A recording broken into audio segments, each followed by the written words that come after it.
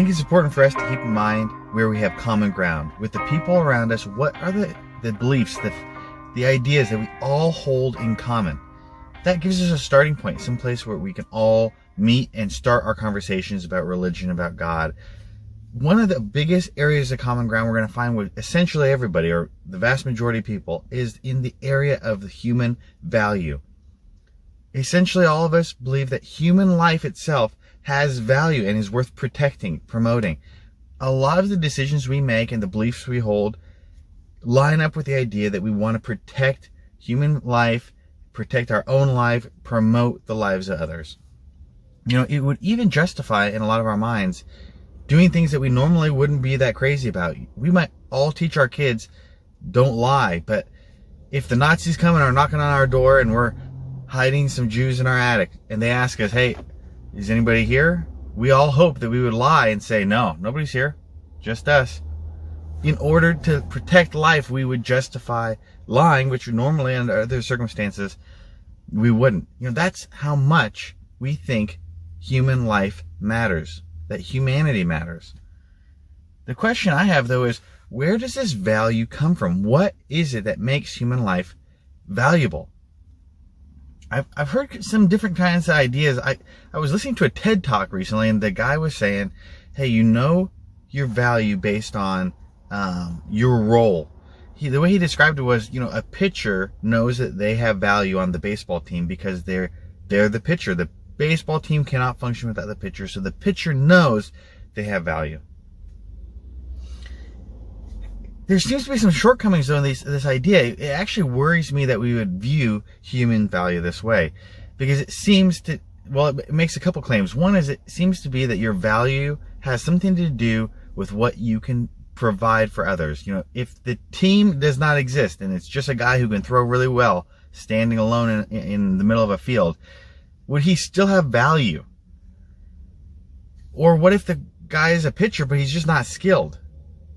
Would he not have human value? You know, is our value really tied up with what we can do? What if we have some type of injury or disability that we can't be a pitcher at all?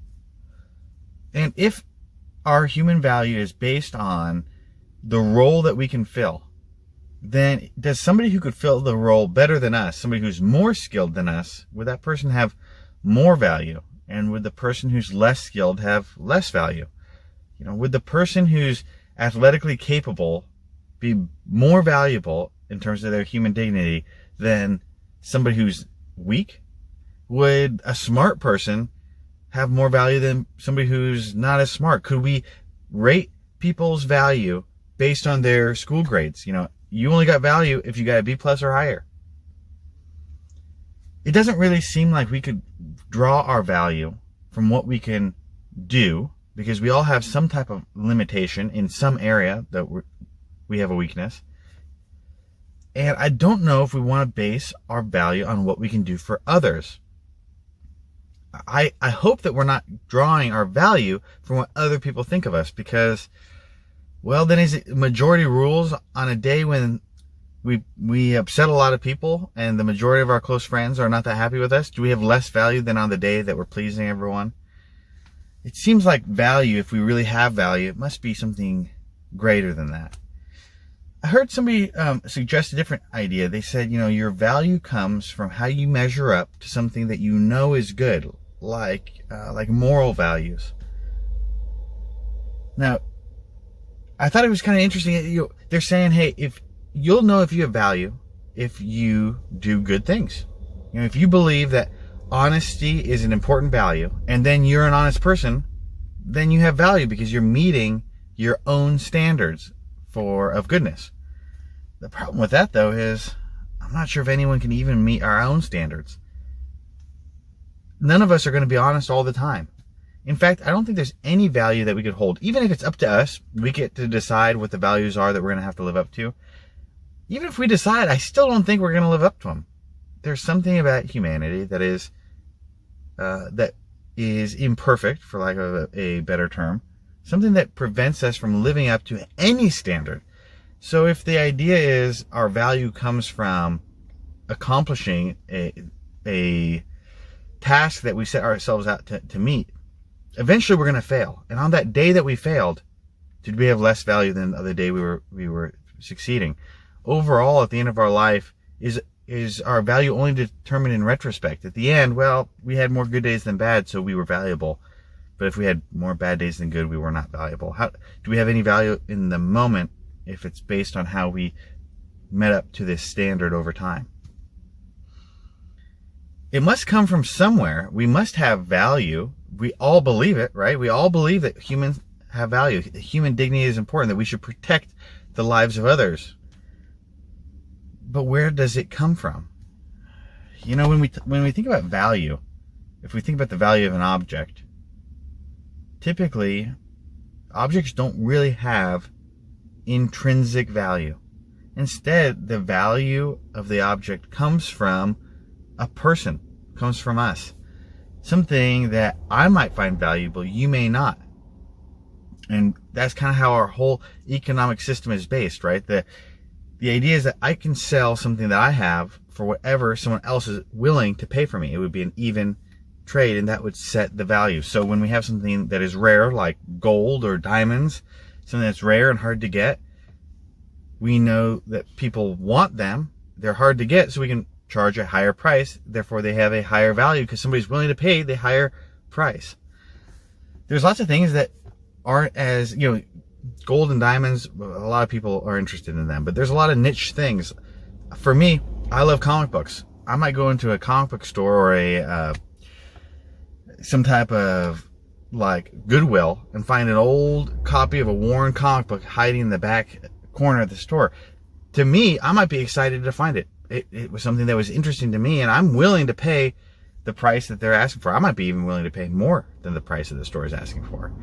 But if you're with me and you're not interested in the same things as me, you might think you would never pay that price. It's just trash to you. The object has value based on who is viewing or who wants it. So typically when we say how much is something worth, we're just really more talking about what would the average person be willing to pay for it. If the average person is willing to pay a lot, then we say it's worth a lot of money. And if nobody's willing to pay for it, it's worth very little or nothing. That's why we see stock prices change. Even the value of gold goes up and down based on how much somebody's willing to pay at any given time. We're just trying to essentially gauge what the majority of the people would be willing to pay so we can sell our product. That's how we determine value. Well, if value is basically in the eye of the beholder, it comes from someone, well, is there someone who could bestow value on human life?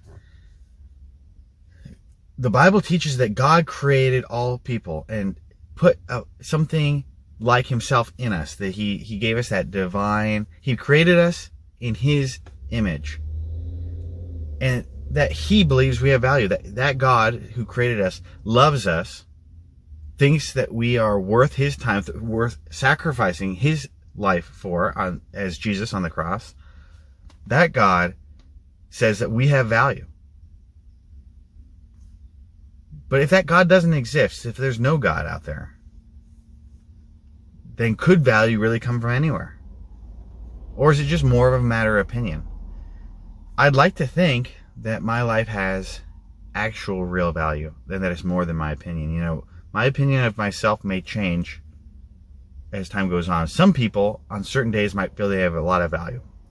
And unfortunately, I've met a lot of people on bad days when they believed they had no value at all. They were beside themselves, suicidal. In that moment, if somebody is suicidal, can we tell them that they have value and really mean it? Or is it just our opinion?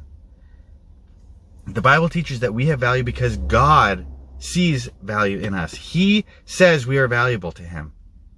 And therefore we have human value. The Christian can explain where human value comes from.